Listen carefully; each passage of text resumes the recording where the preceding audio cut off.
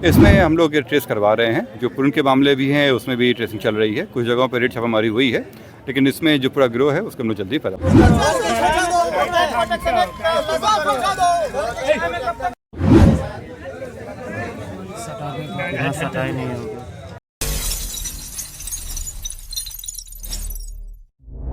आवाज जनता की। Patna civil court को 6 बार बम से उड़ाने की धमकी मिलने के बाद अधिवक्ताओं में काफ़ी आक्रोश देखा गया और पटना सिविल कोर्ट परिसर के मुख्य द्वार पर ही धरना प्रदर्शन करने लगे और सीधे तौर पर पटना पुलिस के खिलाफ नारेबाजी करने लगे अधिवक्ताओं के द्वारा। आप तस्वीर देख सकते हैं किस तरीके से जो तस्वीर सामने आई है उसमें समझा जा सकता है कि अधिवक्ताओं में कितना आक्रोश है।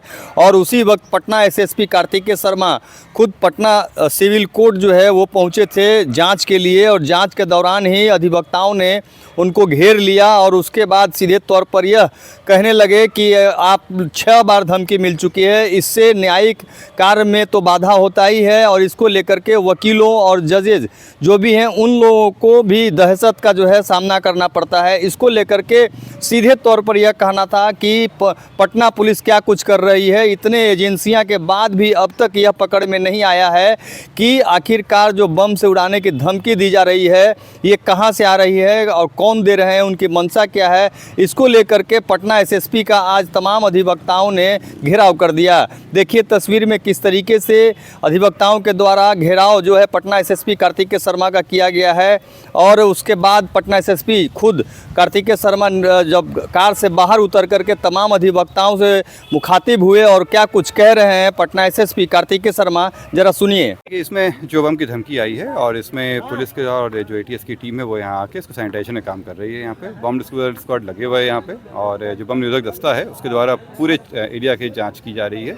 क्लियरेंस मिलने के बाद कोर्ट में परिसर में लोगों को आने दिया जाएगा और जो न्यायिक कार्य है वो प्रारंभ कराया जाएगा। इसमें हम लोग ट्रेस करवा रहे हैं। जो पूर्ण के मामले भी हैं उसमें भी ट्रेसिंग चल रही है। कुछ जगहों पर रेड छापामारी हुई है, लेकिन इसमें जो पूरा गिरोह है उसको हम लोग जल्दी पर्दाफाश करेंगे। वही मैं बता रहा हूँ आप लोगों को कि इसमें जो कंपनी के द्वारा हम लोग को डेटा दिया था उसके तहत हम लोग कार्रवाई करते हैं। इसमें टीम लगी हुई है, स्पेशलाइज्ड एजेंसीज भी लगी हुई हैं। जैसी आएगा आप लोग बताया जाएगा। मेल में क्या कुछ कहा गया है? देखिए मेल में जो बातें कही गई हैं वो बहुत इंपॉर्टेंट नहीं है इस चीज़ में। इंपॉर्टेंट ये है कि चूंकि धमकी दिया गया था तो हम लोग एहतियाती रूप से इस पर चेकिंग करवा रहे हैं।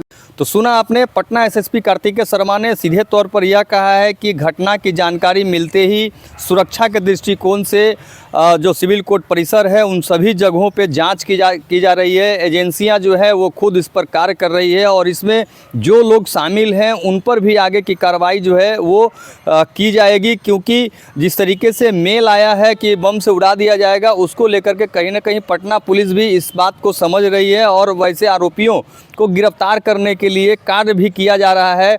और वकीलों की सुरक्षा जो है वो जैसे आम लोगों की सुरक्षा होती है उसी तरीके से वकीलों की भी सुरक्षा और जजेज की भी सुरक्षा नहीं बल्कि पूरे बिहार के लोगों के सुरक्षा के लिए बिहार पुलिस मौजूद है। और इस तरह की घटना सामने आती है तो कहीं ना कहीं जांच जो है पटना पुलिस ही करती है। इसे लेकर के लोगों को समझाया गया है। हालांकि अधिवक्ताओं में जो आक्रोश था वो साफ तौर पे देखने को मिला है, लेकिन जिस तरीके से लगातार 6ठी बार पटना सिविल कोर्ट ही नहीं बिहार के अलग अलग जिलों में जो सिविल कोर्ट हैं और एक बार पटना हाई कोर्ट को भी बम से उड़ाने की धमकी मिली थी, इस मामले में भी अब तक किसी तरह की कोई कार्रवाई न होना सुरक्षा एजेंसियों पर एक बड़ा सवाल खड़ा हो रहा है।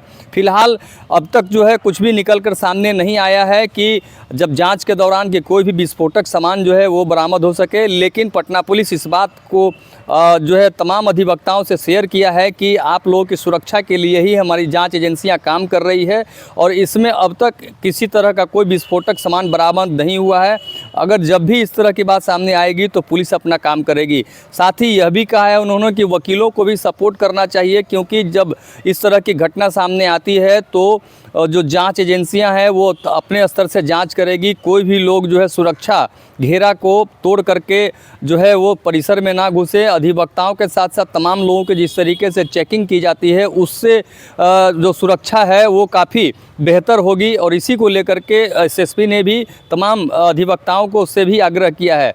फिलहाल अब देखना यह होगा कि क्या कुछ निकलकर सामने आता है, क्योंकि जानकारी यह मिली है कि अब यहाँ से जो पटना पुलिस की जो टीम है वो चेन्नई के लिए रवाना होने वाली है और वहाँ जाकर के जांच करेगी। कुछ उनके पास क्लू ऐसे मिले हैं जो कि चेन्नई से आया हुआ मेल से जुड़े हुए कुछ जानकारी मिली है। हालांकि इसकी अभी तक आधिकारिक कोई पुष्टि नहीं की गई है, लेकिन जिस तरीके से पटना सिविल कोर्ट और दानापुर कोर्ट को बम से उड़ाने की जो धमकी की बात कही गई, उसको लेकर कहीं ना कहीं तमाम अधिवक्ताओं के साथ साथ जजेज को भी जो है कहीं ना कहीं समस्या का सामना करना पड़ रहा है और दहशत में है। फिलहाल पुलिस आगे मामले की जांच में जुटी हुई है। Sanjay Kumar, news PR Patna.